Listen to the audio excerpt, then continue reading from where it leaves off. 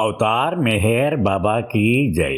మాయ అంటే ఏమిటి? ఈరోజు ఈ విషయం గురించి తెలుసుకుందాం. బుద్ధ భగవానునికి ఆనంద్ అనే పేరు గల ఒక నమ్మకమైన శిష్యుడు ఉండేవాడు. తరచూ ఆనంద్ తన గురువుని ఇలా అడుగుతూ ఉండేవాడు, మాయ అంటే ఏమిటి, ఒక్కసారి నాకు చూపించరు అని అడుగుతూ ఉండేవాడు. నవ్వి ఊరుకునేవాడు గురువు. ఒకసారి గురువు శిష్యుడు కలిసి వేడిగా ఉన్నటువంటి ఒక ప్రదేశం, అంటే కొంచెం ఎండ తీవ్రంగా ఉండేటువంటి ప్రదేశంలో కాలినడకన బయలుదేరారు. చాలా దూరం నడిచిన తర్వాత బుద్ధ భగవానుడు ఒక చెట్టు కింద ఆగి, నాయనా, నాకు చాలా దాహంగా ఉంది, త్రాగడానికి నీళ్లు దొరుకుతాయేమో చూడు అన్నాడు. అని చెట్టు కింద ఆయన ఉండిపోయాడు.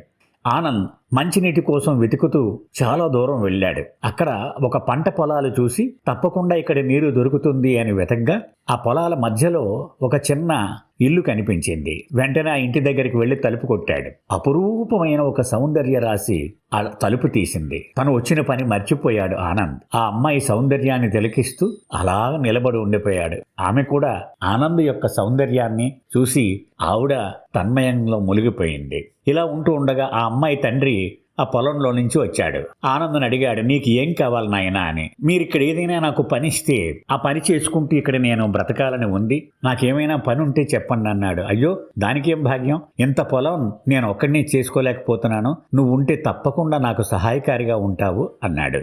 అలా అక్కడ ఉండిపోయాడు. కొన్నాళ్లకి ఆ రైతు తన కుమార్తెను ఆనందకిచ్చి వివాహం చేశాడు. చాలా ఏళ్లు గడిచిపోయాయి. వారిద్దరికీ ముగ్గురు పిల్లలు కూడా పుట్టారు. ఒకరోజు తెల్లవారేసరికి వరద నీరు తమ ఇల్లుని ముంచెత్తడం గమనించాడు ఆనంద్. ఒక్కసారిగా మొత్తం ఆ ఇల్లంతా మునిగిపోయింది. తన ముగ్గురు పిల్లల్ని ఒక చేత్తో, తన భార్యని మరొక చేత్తో పట్టుకుని ఆ నీటిలో కొట్టుకుపోకుండా ఉండడానికి ప్రయత్నిస్తున్నాడు ఆనంద్. కానీ కొడుకులు ఒక్కొక్కరు జారిపోయారు వరద నీటిలో. ఇక చివరికి తన భార్య కూడా కొట్టుకుపోయింది. తను మునుగుతూ తేలుతూ ఒడ్డుకి విసిరివేయబడ్డాడు. ఆ ఒడ్డును పడిన తర్వాత కాసేపటికి మెలకువ చూస్తే కొంచెం దూరంలో తన గురువైన బుద్ధ భగవానుడు చెట్టు కింద కూర్చుని కనిపించాడు. వెంటనే దగ్గరికి వెళ్ళాడు. బుద్ధుడు అన్నాడు, నాయనా, అరగంట సేపటి నుంచి నీ గురించి వేచి ఉన్నాను నేను, ఎక్కడికి పోయావు అని అడిగాడు. ఒక్కసారి ఆశ్చర్యపోయాడు ఆనంద్. అరగంట?